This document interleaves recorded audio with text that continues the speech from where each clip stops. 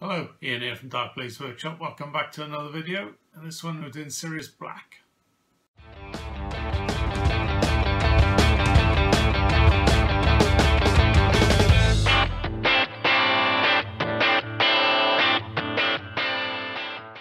Okay, Sirius. I wanted to do a alternative colour scheme in this one. So I saw a movie still where he's wearing this red leather or red velvet jacket, and it turns out scale 75 do a pretty much exact match to that colour, so that's what I've used. So hope you enjoy it. Let's get on with it. Righto. As you can see, I've already made a start on the face. I'm going to be using exactly the same process as I did with Lucius for a couple of episodes ago. I'm going to go straight in and do a shirt, and it's basically a grey, but I've thinned it down into a wash. I'm not going to go with a box art on this one. I've seen him in like a red velvet jacket, so we're going to go for that one. I'll do the same for his shoes, I think, while we're here. I'm all for saving time and using colours for, the same colours for different parts.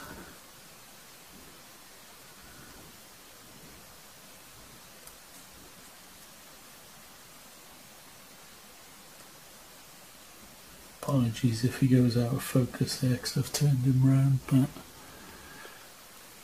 I'll try and get him back again soon. Okay, and we'll just let you know where the wand is as well.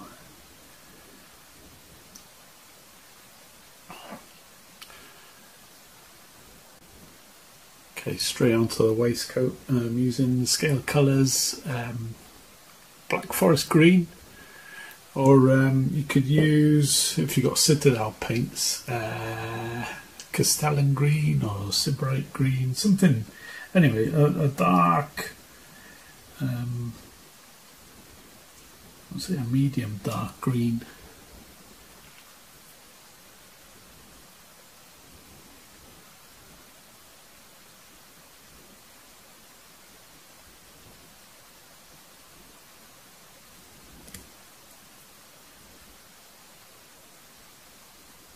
So I'm not particularly concerned about getting it on his coat at the minute because the red is going to cover it quite nicely. Okay, so it's just one coat of that. Okay, as you can see, I've given the shirt another wash, and I've done the shoes again as well. I'm going back in with a second coat of the green now.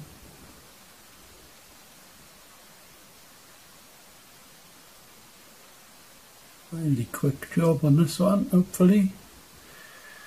There we are, I'll leave that to dry. So while we're waiting for that to dry, I'm going to do the trousers in German grey. You probably know this by now if you've seen some of the other ones that I've done. I'm trying to keep the colour palette down to as few paints as I can. I think the plan is to use this for all the students' trousers, like I did with the Weasley twins, so I thought I couldn't come up with any fancy colours for his trousers to go with the velvet jacket, so I thought I'd go grey. Well, they're going to be black, but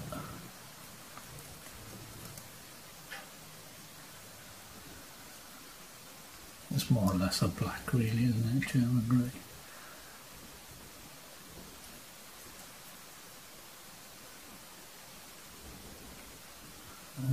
Forgot to say, if you're interested, I'm using a size 1 Winsor & Newton Series 7.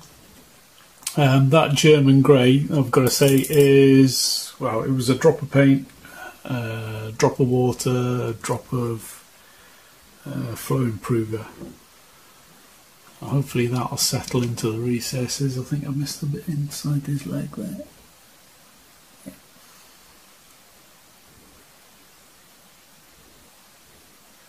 Always try and pull the paint down if you can.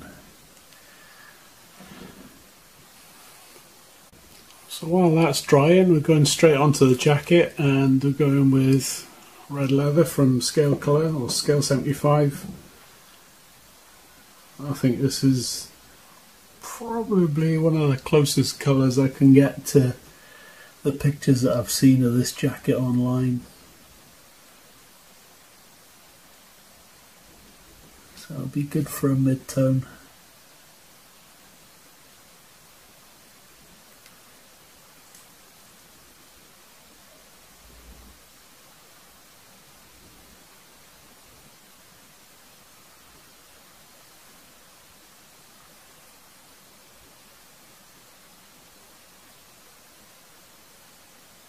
I'm using that wet edge again for a stay.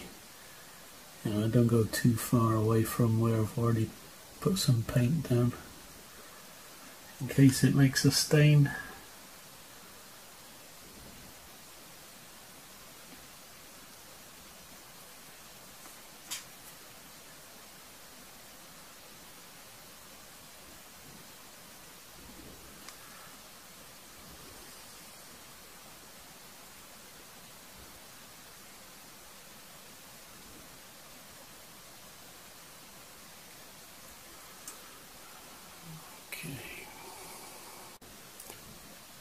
I use the same German grey on the hair as well. I'm not sure if I've made a mistake there really, but I'm pretty sure his hair was, I know it was dark, but I can't remember if it was brown or not, but I can always change it. So a second coat of paint on the coat. One thing about these Scale 75s is it's pretty difficult to get the consistency right the first time. As you can see, it's looking quite washed out there. But a couple of coats in, it should look really nice. I think you either get on with a Scale 75 or you don't. Depends what you're used to really.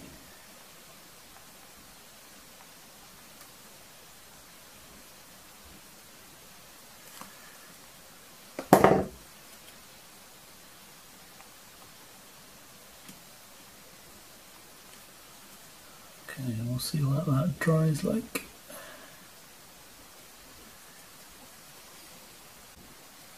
Okay, so I've actually done a third coat now, and it's more or less where I want it to be now, but I'm going to focus on the waistcoat now.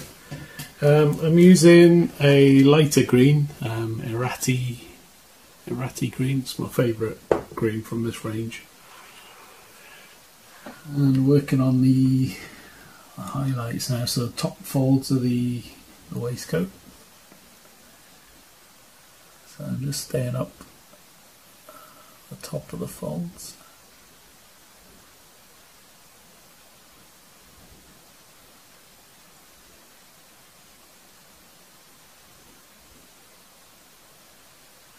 And the bottom edge there. I'm going to give a couple of passes on this so it takes, the paint actually starts to lay the pigment down where I want it, because I've got it quite thin here. There's slightly more than 50% water to paint. I might take a couple of strokes for it just to pick it up.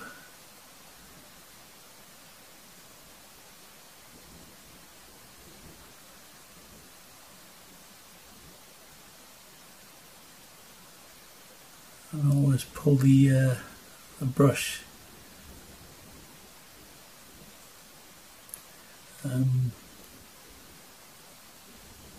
towards the area where you want to leave the pigment. So if I keep doing that, the pigment will build up on the edge of the waistcoat in the middle.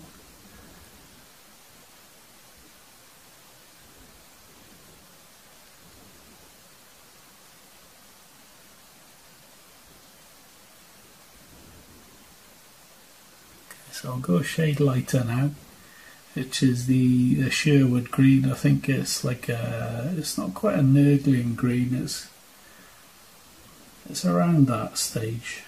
You know, it is quite bright, or quite light I should say.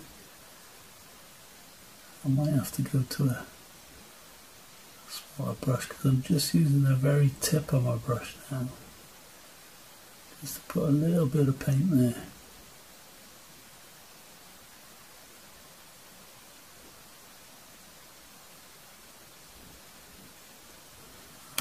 I'll leave that there for now. So that's dried quite nicely, so I'm going in again with the highlight, which is the Sherwood green. It's quite light, quite thin I should say, because you can hardly see it on my thumbnail there. And again I'm going to do a few strokes just to pull it to where I want it to go. On the edge of the waistcoat there.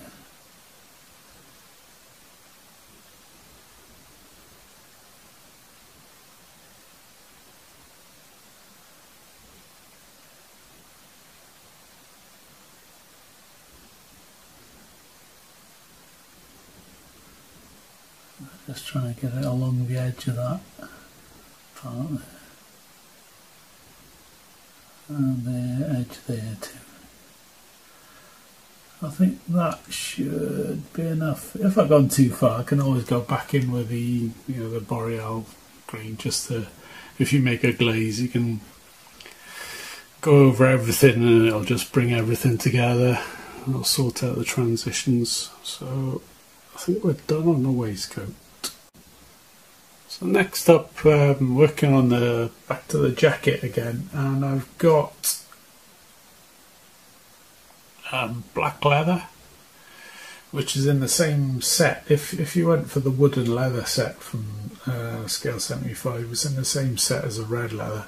So what I've got on my palette, I've got black leather, I've got a 50-50 mix of black leather and red leather on its own. So what we're going to do now is to work on the shadows and try and keep the red leather as the highlight. So I'm going in with a black leather first, and I'm aiming for all the areas that I think will be in shadow. So there's any grooves that you can see in the jacket, or folds. Underneath the arm will all be black leather, because it'll all be in shadow, because I always like to have the light coming from above. So everything under there is black leather, and down here and there, and in the middle of the back will be in shadow as well.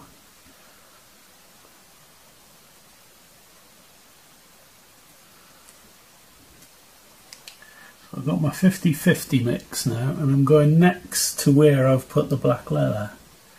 I didn't bother wiping my brush because I've already got black leather on there. Doesn't see much point really.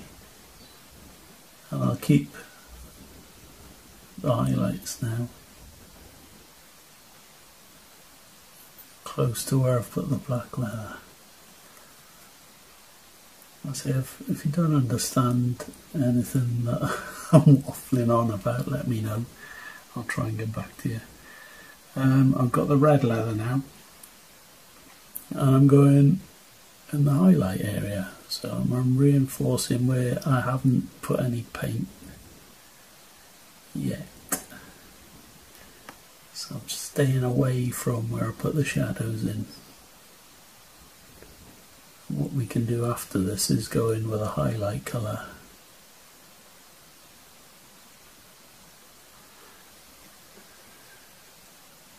I'm not sure if you saw any of that because I've just checked my camera. Let's try again. So the red leather is going up here. Remember, I put black leather in that part, so I won't come all the way down. I'll start the red leather there again, but I'll stay away from the shadow area.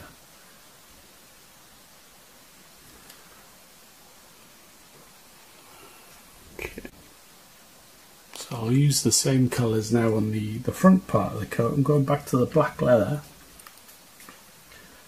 And there's a fold there along the side of the lapel, and I'm going to put some in there as well, and there. Next up is the 50-50 mix. I'm going next to the black leather into the highlight area.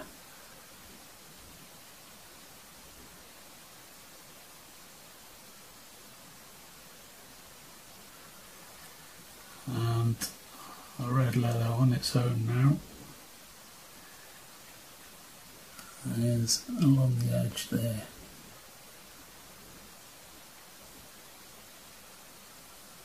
And a line down there. And I'll sort the lapel out later on as well.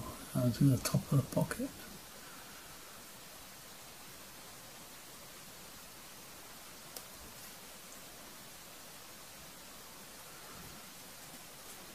Okay, hopefully you've got that.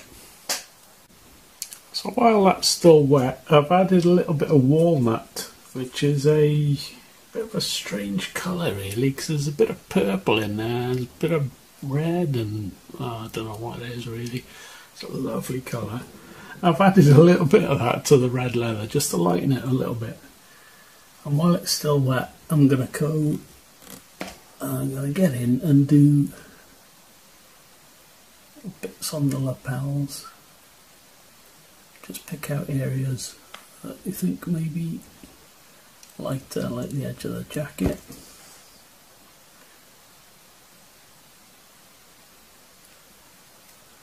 On top of the shoulders there. And around the back, I'll be going up on the shoulder and following the creases in the jacket. Just where you think it'll be a bit lighter. And the tops of the pockets as well. And I'll do the folds, you know, on the jacket as well.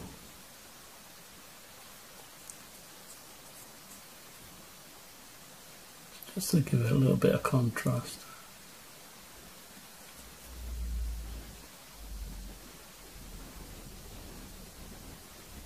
Just pick out the folds on the jacket, but don't go all the way underneath, because the underneath is going to be in, if you remember we did the underneath in black leather, so I'd like to keep that in the shadow, but we're getting there. So for the highlight on the jacket now, I'm going back in with that walnut and red leather mix. It's I'll try to show you what the colour is. It's like a pink almost, like a dusty pink. And I'm just staying to the absolute tops of creases and folds, and so I'm staying using the side of the brush to go up the side of the jacket. Luckily the first highlight is starting to show through now. I'll do the folds of the jacket up the top of the shoulders.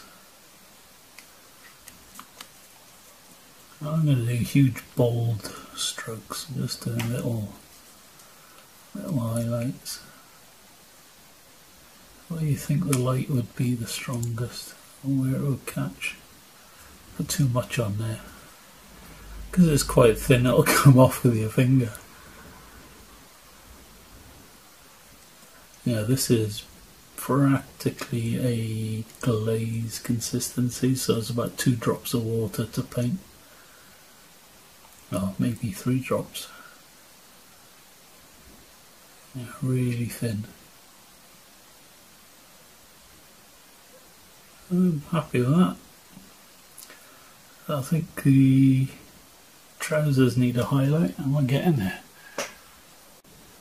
So for the trousers then, I've added a bit of neutral grey to the German grey, so it's about a 50-50 mix, and I've added a little bit more water. I'm not a great believer in doing highlights on on trousers, but here we go. So I'm just basically just picking out the folds.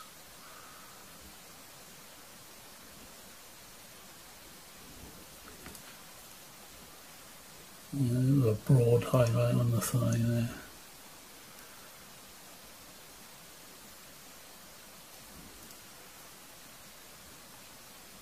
I actually hate highlighting grey. So if I can get away with it, I won't bother. That's why I like to use the flow improver with the German grey, because hopefully if you thin it down to near enough the right consistency, it'll just create its own shadows and highlights. So I'm going to leave it there, I think. Off camera now, I'm going to do the chain. It's just going to, you know, pick a metal colour of your choice and then just shade it. I think I might go gold, and then we'll do the hair. Okay, so I did the face in between. I've got to do the eyes yet. So it's just the hair left. It doesn't actually need a lot because of the thinned German grey that I used. Because it's quite textured. It's all settled within the recesses. So it's just a case of picking out some highlights now, and we're done. So I've got, if you have watched Hagrid's one, I used a blue grey, a dark blue grey, just to pick out the highlights. And I'm just using the side of my brush more than anything.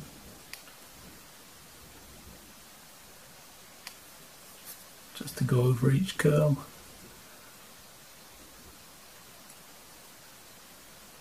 Because at this scale I wouldn't, unless they were really, really defined hairs, I'd pick them out individually, but at this scale you don't have to really bother. So I'll just add a little bit of white to it now.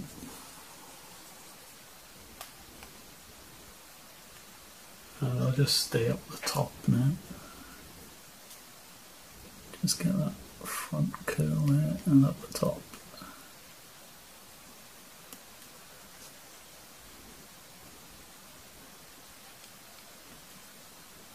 If you notice, I'm going on the curls that are going out that way and not the ones that are going down that way. I'm leaving them in shadow.